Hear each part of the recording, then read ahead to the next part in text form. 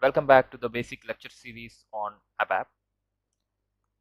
In the previous lecture, we have seen what SAP is and what is R3 architecture. In this lecture, we are going to see about a small introduction over ABAP, and you can see it's not only ABAP, it is called ABAP/4.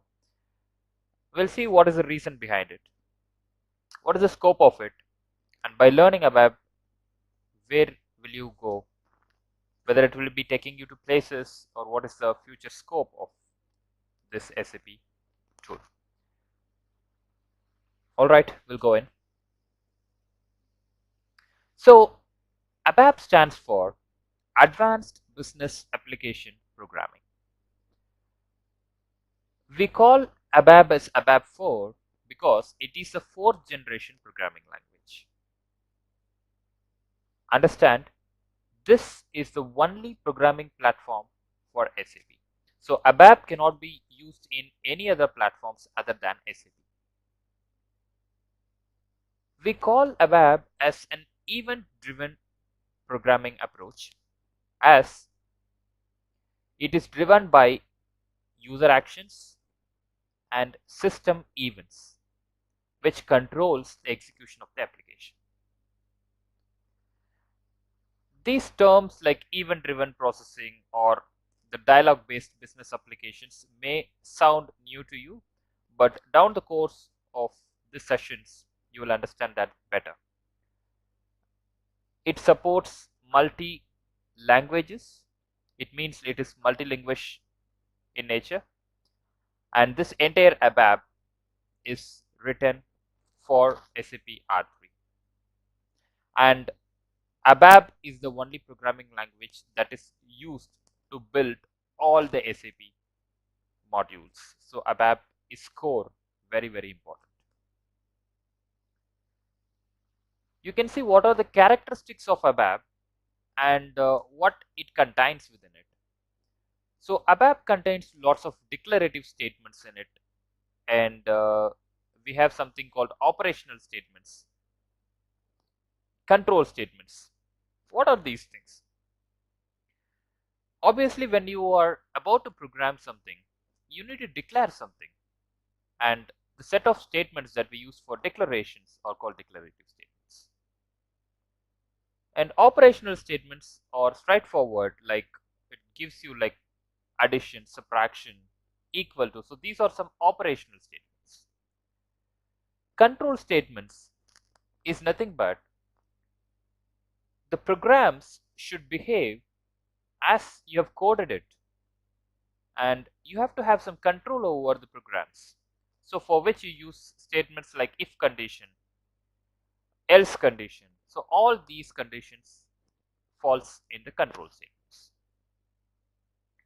And we have some very basic understanding over character string. In ABAP, we have specified functions in order to handle them. We'll see that down the course. We have beautiful and very unique feature in ABAP which has got subroutines, includes, and function modules. What are these?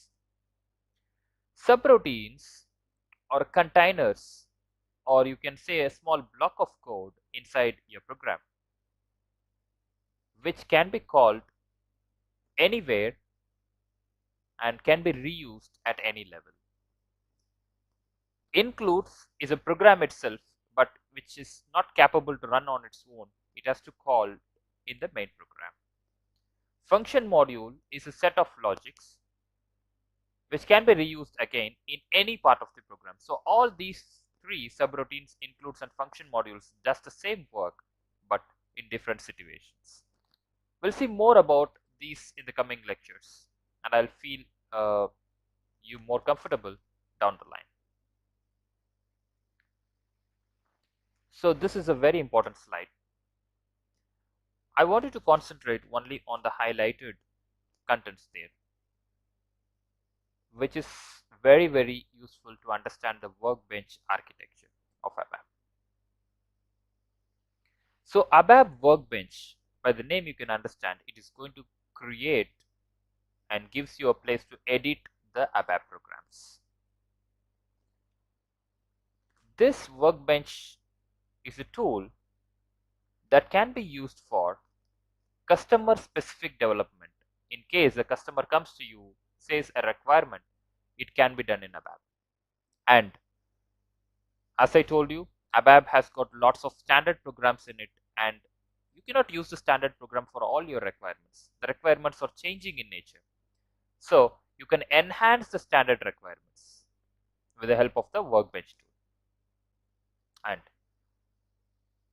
very main point here is that the applications that are created with ABAP for workbenches can be used without any further modification in any platform, in any database system, and in any graphical user interface which is supported by SAP.